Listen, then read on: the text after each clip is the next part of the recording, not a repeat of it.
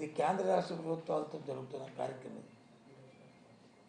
60-40 లేకపోతే 70-30 కొన్ని అంశాలకి, కొన్ని వచ్చి 20-80. అంటే రాష్ట్ర ప్రభుత్వం పొందిస్తుంది, కేంద్ర ప్రభుత్వం పొందిస్తుంది. రాష్ట్ర ప్రభుత్వం అత్యధిక శాతం రాష్ట్ర ప్రభుత్వం ఇస్తుంది, మినిమం శాతం వచ్చి కేంద్ర ప్రభుత్వం ఇస్తుంది. సో కాబట్టి దేశంలో ఏ రాష్ట్రంలో కూడా ఈ కార్యక్రమం జరగట్లేదండి. ఒక గుజరాత్లో జరిగింది. కోర్టు వచ్చి ఇస్తే దాని మీద ప్రభుత్వం వచ్చి కోర్టుని దానికి వెళ్ళకంట, దాన్ని వాళ్ళు అమలు జరుగుతున్నారండి. కానీ ఎవరు వెళ్ళలేదండి అని చెప్పారు. అయితే ఇప్పుడు మరి అన్నప్పుడు మేము ఎలా చేస్తాం? అమ్మ చేయలేం కదా. ఓ పని చేద్దాం, మీరైనా కోర్టుకి వెళ్ళి డైరెక్షన్ తీసుకోండి. లేదు అంటే కేంద్ర ప్రభుత్వానికి ఇప్పటికే మేము లేఖ రాసాము. ఈ గ్రాడ్యుయేటీ అనే అంశం ఏదైతే ఉందో దాన్ని త్వరితగతిగా కేంద్రం తాలూకు విధానం చెప్పాలని చెప్పి మేము కోరాము. ఆ ప్రకారం మేము ఫాలో అవుతామని చెప్పాము. వారు దాని మీద స్పందించలేదు. అయినప్పటికి కూడా మళ్ళీ మేము కేంద్రానికి వచ్చి మళ్ళీ మీరు ఏ విధంగా రాయమంటే ఆ విధంగా లేఖ రాస్తాము. రాసి వాళ్ళని కన్విన్స్ చేసి ఏదో విధంగా దీనికి పరిష్కార మార్గాన్ని ఆలోచిద్దాము, వాళ్ళు చెప్దామని చెప్పిన విషయాన్ని చెప్పాము. అంతవరకు ఆ కేంద్ర ప్రభుత్వం నుంచి మనకు వచ్చిన రిప్లై వరకు ఎవరైతే ఈ రిటైర్మెంట్ అవుతారో వాళ్ళ గ్రాట్యుటీని వాళ్ళకి మినిమం గ్యారంటీ ఉండాలని ఎంతవరకు రాష్ట్ర ప్రభుత్వం 50,000 రూపాయలు ఇస్తుంది. ఆ ఇచ్చిన దాన్ని 1,00,000 రూపాయలు చేస్తామని చెప్పాం. ఆ ఇస్తున్న 50,000ని 1 lakh ఎన్హాన్స్ చేస్తాము, 1,00,000 రూపాయలకి ఎన్హాన్స్ చేస్తాము. అదే వర్కర్కి అయితే 20,000 ఇస్తున్నాము, వాళ్ళకి 40,000 రూపాయలు చేస్తాము. వాళ్ళకి ఇస్తున్న 20,000ని 40,000 చేస్తాము.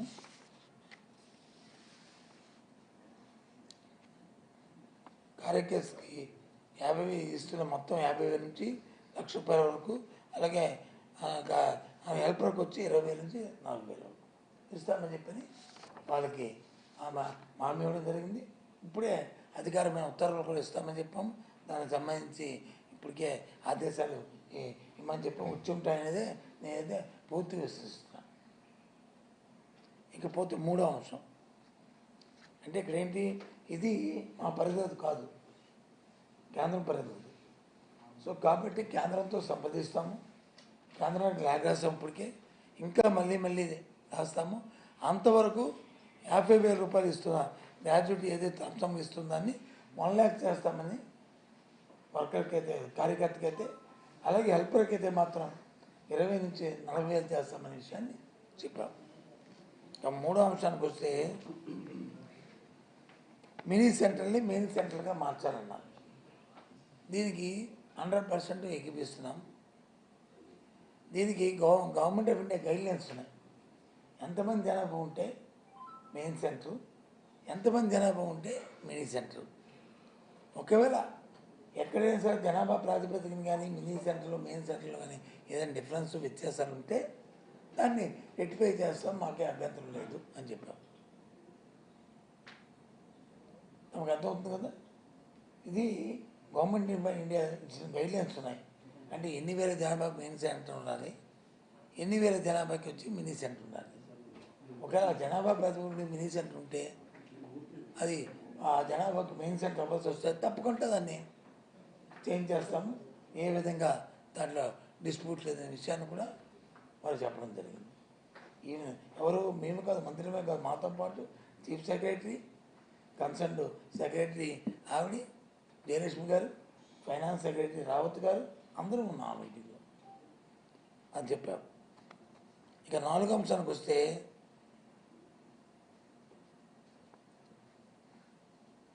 ఇందాక దీనికి రేట్ ఏది గ్రాట్యుటీకిను ఈ రిటైర్మెంట్ బెనిఫిట్ దానికి రేట్ అది అది వాళ్ళు కూడా డిస్కషన్ అక్కడ చేయలేదు ఈ విషయాన్ని. ఈ 4 అంశాన్ని అక్కడ ఎవరు కూడా డిస్కస్ చేయలేదు. ఎందుకంటే ఆ రెండింటికి రిలేటెడ్, దీనికి దాంట్లో క్లారిటీ లేదు. అందుకని వాళ్ళు డిస్కస్ చేయలేదు, మేము డిస్కస్ చేయలేదు. ఇక 5వ అంశానికి వస్తే హెల్పర్ ప్రమోషన్లో నిబంధనలు రూపొందించాలి, రాజకీయ జోక్యం అరికట్టాలి, ప్రమోషను 50 సంవత్సరాలు దాటిన వాళ్ళకి పెంచాలి. అంటే 50 సంవత్సరాలకు ప్రమోషన్ కాదు.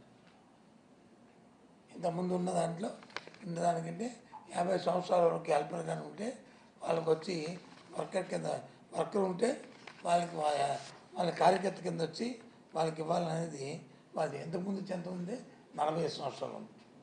దాన్ని 50 సంవత్సరాలు పెంచుకున్నారు. ప్రభుత్వం వచ్చి పూర్తిగా దాని మీద సానుకూలతోనో 40 నుంచి 50 సంవత్సరాలు పెంచడానికి మాకేమీ అభ్యంతరం లేదు. 100% పిలుస్తాము. అలాగే వర్కర్స్ ఎవరు ఉన్నారు క్వాలిఫైడ్ ఉంటే, అంటే దానికి మినిమం 10th క్లాస్ ఏదో చదవాలని ఉంది.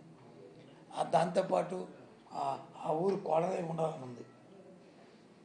ఏదో సమ్ నామ్స్ ఉన్నాయి. ఆ నామ్స్ ప్రకారం ఉంటే మాత్రం డెఫినెట్గా ప్రమోషన్ ఇస్తాము. దానికే ఇబ్బంది లేదనే విషయాన్ని వాళ్ళకి చెప్పడం జరిగింది. ఇక 6వది, సర్వీస్లో ఉండి చనిపోయిన అంగన్వాడీ కార్యకర్త హెల్పర్ కుటుంబానికి చనిపోతే, సర్వీస్లో ఉండి చనిపోతే, అంటే ప్రభుత్వ ఉద్యోగులు ఇస్తాం కదా మనం, ఆ రకంగా ఇవ్వాలి. బీమా కూడా బీమా 100% అమలు చేస్తాము. ఇబ్బంది ఏం లేదు. ఏదైతే చనిపోయిన వాళ్ళు ఏందో అదే గవర్నమెంట్ ఎంప్లాయీకి ఉంది, కానీ అవుట్సోర్సింగ్ లేదు. కానీ దీన్ని కూడా పరిశీలిస్తాము. బీమా సౌకర్యాన్ని మాత్రం 100% చేస్తాము. ఏదైతే చనిపోయిన కుటుంబంకి ఉన్న మానవతా దృక్పథంతో దీన్ని ముఖ్యమంత్రితో మాట్లాడి ఈ అంశం మీద ఒక ప్రత్యేకమైన డెసిషన్ తీసుకొని దీన్ని ఆలోచన చేద్దామని చెప్పి అది కూడా వారు చెప్పడం జరిగింది. 7వ అంశానికి వస్తే, ప్రభుత్వ ఉద్యోగులు మాది రిటైర్మెంట్ వయస్సు 62 సంవత్సరాలు పెంచాలి. మెడికల్ లీవ్ సౌకర్యం ఇవ్వాలి. 60 నుంచి 62 సంవత్సరాలకి ఏ విధంగా ఇబ్బంది లేదు. 62 సంవత్సరాలు పెంచుతామని చెప్పాము. దానికి కూడా ఆమోదించాలని చెప్పాము వాడికి. అలాగే మెడికల్ లీవ్ కూడా ఎగ్జామ్ చేస్తామని చెప్పాము. ఎంతవరకు అది సమంజసం కాదు, అది కూడా దానికి కూడా నువ్వు చెప్పలే. 8వ అంశం, వైఎస్ఆర్ సంపూర్ణ పోషణ మెచ్చార్జీల్ని గ్యాస్ను ప్రభుత్వమే సరఫరా చేయాలి. వాళ్ళకి అది చెప్పాము. ఇది ఏదైతే ఉందో పోషణ ఇస్తుంది, ఏదైతే ఉందో అది పిక్ అండ్ చూసేలాగా లేకపోతే మన ఇష్టం వచ్చినట్టుగా పెంచడానికి లేదు.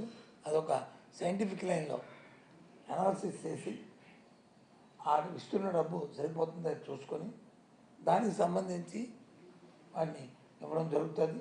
అలాగే గ్యాస్ ఛార్జీలు ప్రభుత్వం ఏదైతే దాన్ని ప్రిస్క్రైబ్ చేస్తామో, ఏదైతే రోజుకి ఒక సిలిండర్లో ఎంతమందికి ఉండొచ్చు, ఎన్ని పిల్లలు ఉండొచ్చు అనేది ఒక క్యాలిక్యులేట్ చేసుకున్న తర్వాత దాని ప్రకారం ఇస్తాము. దాంట్లో యాక్చువల్స్ ఎంతైతే అంత ఇస్తామని కూడా చెప్పాము. దాంట్లో ఏ విధమైన ఇబ్బంది లేదు. అయితే ఇప్పుడు ఇస్తున్న ₹2 సబ్జెక్టు కరెక్షన్, ₹2 ఇస్తున్నారు ఒక పిల్లవాడికి, ఒకరికి. ఈ అంగన్వాడీలో చూస్తున్న బాలుకి ఎవరైతే ఉన్నారో వాళ్ళకి వచ్చి ఇస్తున్నారు.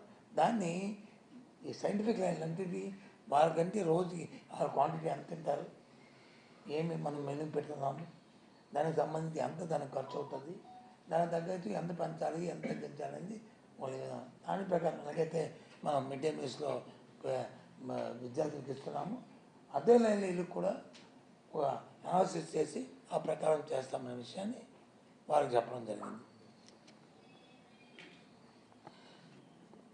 పెండింగ్లో ఉన్న ఇంటి అద్దెలు 2017 నుంచి టీఏ బిల్లు, ఇతర బకాయిలు వెంటనే చెల్లించాలి. 2017 నుంచి విన్నారా? అంటే ఇది 2015 నుంచి టీఏలు ఇవ్వట్లేదు. అప్పుడు చెప్పాము 2017 నుంచి మీకు టీఏలు ఇవ్వట్లేదు, అసలు ఆ స్కీమే తీశారు. ఇప్పుడు మీరు కొత్తగా టీఏ కావాలంటే అది డిస్కస్ చేద్దాం, దాని మీద సానుకూలంగా స్పందిస్తామని చెప్తూ దానికి కూడా ఏం చెప్పామంటే సిడిపిఓ స్థాయి గల ప్రాజెక్ట్ అధికారి దగ్గరికి కానీ జరిగే సమావేశాలకు వెళ్తే టీఏడిఏ వాళ్ళకి వచ్చి ఎవరికి సుముఖం కూడా చేస్తాం. ఇది ఇప్పటి నుంచి రిట్రాస్పెక్టివ్ కాదు, ప్రాస్పెక్టివ్. ఇవాళ నుంచి అంటే ముందు లేదు, గత ప్రభుత్వం లేదు, ఎప్పుడూ లేదు. ఇప్పుడు నుంచి ఇవ్వడానికి అభ్యంతరం లేదనే విషయాన్ని ఆ విషయాన్ని కూడా చెప్పాం.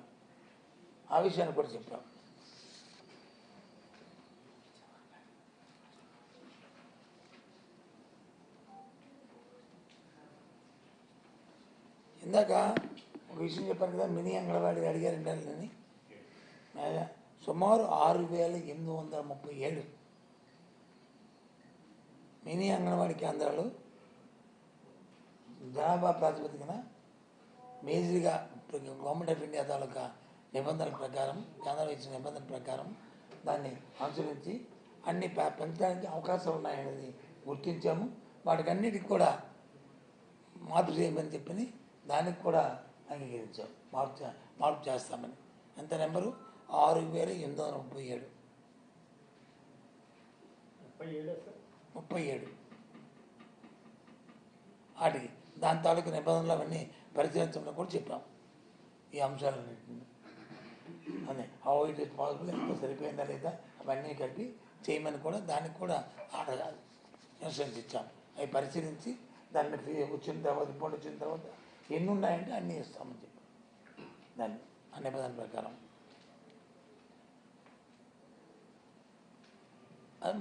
దీంతోపాటు యాప్లు రోజు వాళ్ళ అటెండెన్స్, వాళ్ళు ఫేషియల్ అటెండెన్స్, దాంతోపాటు వంట చేస్తున్నవి అవన్నీ యాప్లు ఉన్నాయి.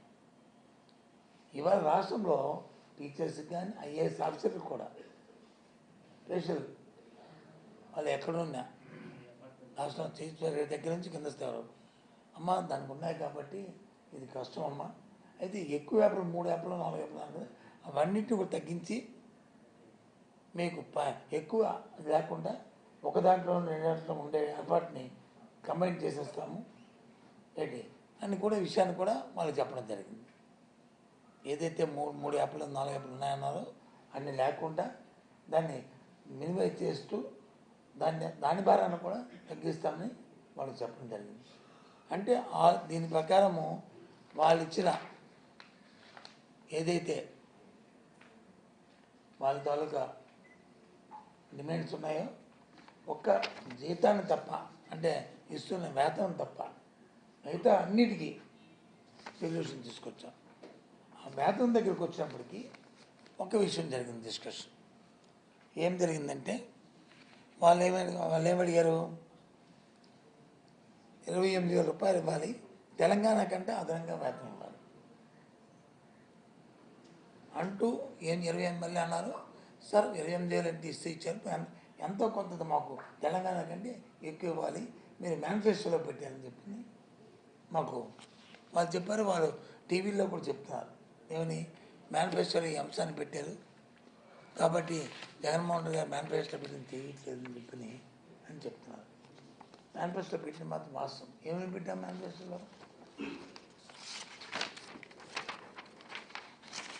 ఇదిగో మా మేనిఫెస్టో.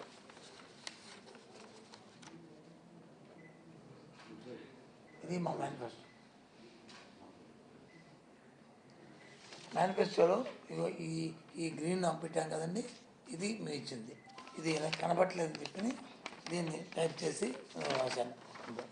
ఇది కూడా మీ మేనిఫెస్టోలో కూడా ఇది కూడా ఇస్తాను. ఏమేమి చెప్పాము? అంగన్వాడీ మరియు ఆశా వర్కర్స్, హోంగార్డ్ జీతాలు తెలంగాణ ప్రభుత్వం ఇస్తున్న జీతాల కన్నా 1,000 రూపాయలు తెలంగాణ ఎక్కువ ఇచ్చి, మా ప్రభుత్వం వచ్చినట్టే 1,000 రూపాయలు ఎక్కువ ఇచ్చి వారి పరిస్థితి మీకు పరుస్తాము అని చెప్పాము. ఆ రోజుకి తెలంగాణలో ఎంత ఉంది? మేము జాబ్ తీసుకుని 2009 నాటికి తెలంగాణలో ఎంత ఉంది? 10,500 రూపాయలు ఉంది.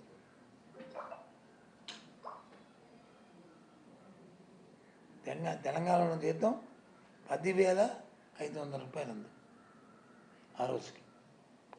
దాన్ని 1,000 రూపాయలు పెంచి 11,500 రూపాయలు ఇచ్చాం.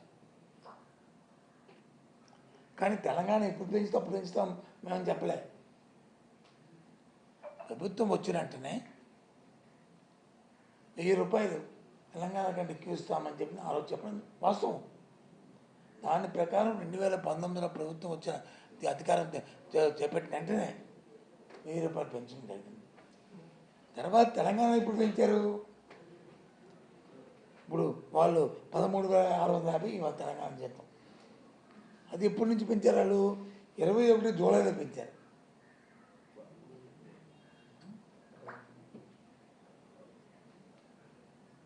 తమకు అర్థమైంది. మేము 19లో 11,500 ఇస్తే వాళ్ళు 21లో 21 జూలై. అంటే ఈ 2 సంవత్సరాలు కూడా తెలంగాణ కంటే మనం ఎక్కువ ఇచ్చాం కదా. ఇప్పుడు దానికంటే ఎక్కువ పంట. దాన్ని మాత్రం మేము అన్నామంటే ఇది సమయం కాదు, 2 నెలల్లో మనం